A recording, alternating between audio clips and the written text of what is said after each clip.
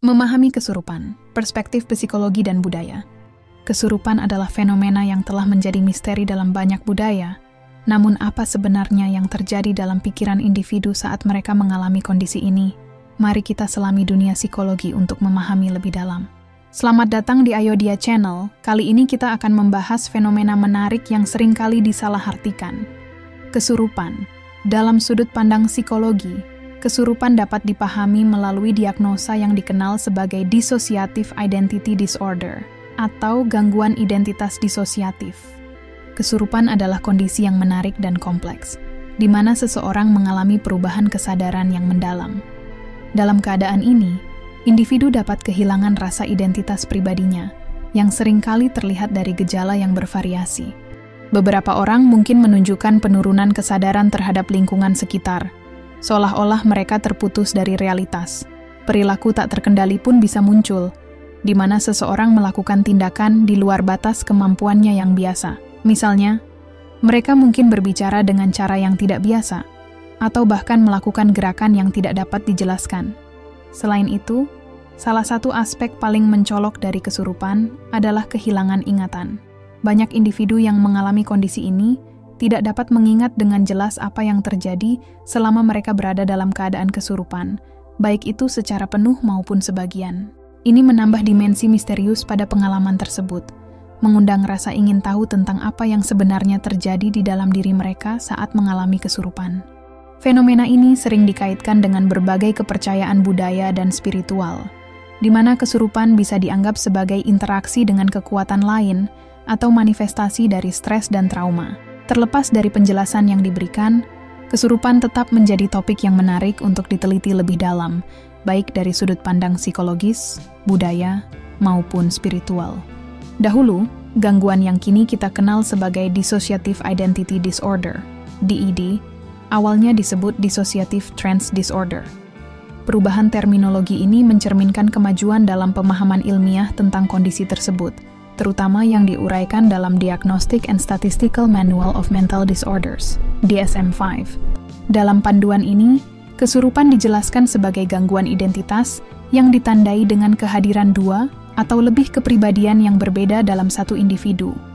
Setiap kepribadian memiliki cara berpikir, merasakan, dan berperilaku yang unik, yang dapat muncul secara bergantian, atau bahkan bersamaan dalam situasi tertentu. Banyak budaya di seluruh dunia mengaitkan fenomena ini dengan pengalaman kesurupan, melihatnya sebagai bentuk interaksi dengan kekuatan spiritual atau entitas lain. Dalam konteks budaya, kesurupan sering dianggap sebagai sesuatu yang memiliki makna dan tujuan, baik sebagai bentuk penyembuhan maupun sebagai cara untuk memahami dan mengatasi trauma. Gejala yang muncul pada individu dengan Dissociative Identity Disorder, DID, sangat beragam dan dapat memengaruhi berbagai aspek kehidupan mereka. Salah satu gejala utama adalah kekacauan identitas, di mana individu mungkin tidak mengenali dirinya sendiri dan dapat mengklaim sebagai sosok lain. Dalam situasi ini, mereka mungkin merasa seolah-olah memiliki kepribadian yang berbeda, yang muncul dalam konteks tertentu atau sebagai respons terhadap stres. Selain itu, gangguan ini sering disertai dengan kesenjangan ingatan. Individu dengan DID dapat melupakan informasi penting tentang diri mereka, seperti pengalaman masa lalu, hubungan, atau bahkan keterampilan yang mereka miliki. Kesenjangan ini bisa sangat mengganggu, menyebabkan kebingungan dan rasa kehilangan yang mendalam. Dampak dari gejala ini tidak hanya terbatas pada pengalaman pribadi. Ia juga dapat mengganggu fungsi sosial dan pekerjaan. Individu mungkin mengalami kesulitan dalam mempertahankan hubungan yang stabil, memahami peran mereka di tempat kerja, atau menjalani rutinitas sehari-hari. Hal ini seringkali menambah rasa terasing dan stigma yang dialami oleh mereka yang hidup dengan DID. Salah satu aspek yang menarik dari kesurupan adalah bahwa fenomena ini tidak semata-mata merupakan hasil dari pengaruh budaya atau praktik religius tertentu. Meskipun seringkali dikaitkan dengan kepercayaan spiritual, kesurupan dapat muncul secara tiba-tiba dan tanpa disengaja, menunjukkan bahwa ia bukan sekadar konstruksi sosial. Ketika seseorang mengalami kesurupan, batasan antara pengalaman spiritual dan gangguan mental menjadi kabur. Individu yang mengalami kondisi ini mungkin merasakan hal-hal yang tampak sangat nyata dan mendalam, sehingga sulit untuk membedakan antara apa yang dianggap sebagai pengalaman spiritual dan apa yang merupakan manifestasi dari kondisi mental. Hal ini menciptakan tantangan bagi para peneliti dan praktisi kesehatan mental. Di satu sisi, fenomena ini dapat dipandang melalui lensa psikologis, di mana kesurupan dianggap sebagai respons terhadap trauma atau tekanan emosional. Di sisi lain, banyak budaya memandang kesurupan sebagai interaksi dengan kekuatan lain, menambahkan dimensi spiritual yang sulit diabaikan. Dengan demikian, kesurupan menciptakan ruang diskusi yang kaya tentang bagaimana kita memahami identitas, pengalaman manusia, dan perbedaan antara kesehatan mental dan pengalaman spiritual. Para ahli seperti Joel Ringrose menjelaskan bahwa kesurupan atau Dissociative Identity Disorder, DID, muncul karena adanya karakteristik kepribadian yang beragam dalam diri individu. Dalam keadaan tertentu, salah satu kepribadian ini dapat secara tidak sengaja mengambil alih kontrol, menciptakan pengalaman yang sangat membingungkan bagi individu tersebut. Proses ini seringkali tidak disadari dan dapat menimbulkan kekacauan dalam identitas. Pandangan ini sejalan dengan pemikiran Siswanto, yang menyatakan bahwa kesurupan dapat terjadi akibat masalah masa lalu yang belum terselesaikan, atau yang disebutnya sebagai unfinished business. Masalah-masalah ini, seperti trauma atau pengalaman menyakitkan, dapat terpendam dalam diri individu dan muncul kembali dalam bentuk kepribadian yang berbeda, seolah-olah untuk mengatasi rasa sakit yang belum bisa diproses. Kedua perspektif ini menyoroti pentingnya memahami kesurupan sebagai respons terhadap pengalaman hidup yang kompleks. Kepribadian yang beragam bukan hanya sekadar gejala, tetapi juga merupakan cara individu tersebut berusaha untuk menghadapi dan mengatasi trauma yang mungkin tidak dapat mereka hadapi secara langsung. Dalam konteks ini, kesurupan menjadi jendela untuk melihat bagaimana manusia beradaptasi dengan pengalaman yang sulit, dan bagaimana proses penyembuhan bisa melibatkan pengakuan serta penyelesaian dari pengalaman-pengalaman masa lalu yang mengganggu. Dari perspektif psikologi behaviorisme, kesurupan dipahami sebagai hasil belajar yang keliru. Dalam pandangan ini, individu mungkin mengadopsi perilaku kesurupan sebagai mekanisme untuk mengatasi tekanan atau situasi yang sulit.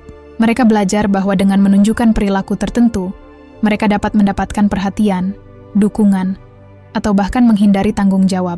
Dengan kata lain, kesurupan menjadi cara adaptif yang tidak disadari untuk menghadapi stres atau trauma. Sebaliknya, pandangan humanisme menawarkan perspektif yang berbeda. Dari sudut ini, fenomena kesurupan dianggap sebagai tanda terhambatnya potensi individu.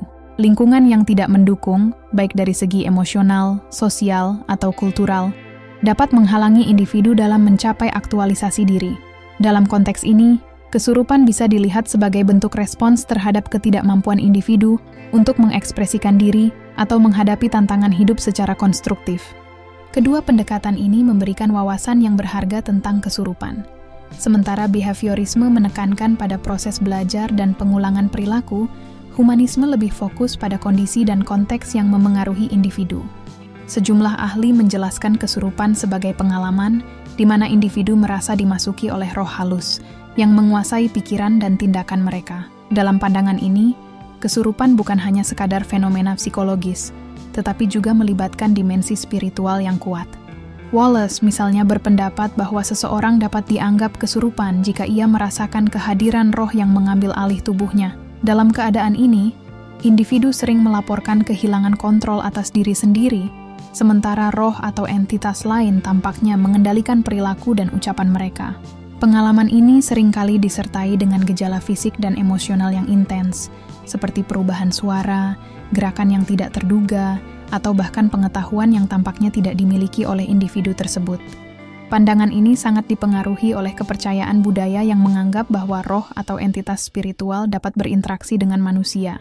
Dalam banyak tradisi, kesurupan dianggap sebagai bentuk komunikasi antara dunia manusia dan dunia spiritual, di mana individu menjadi medium bagi pesan atau kekuatan yang lebih besar.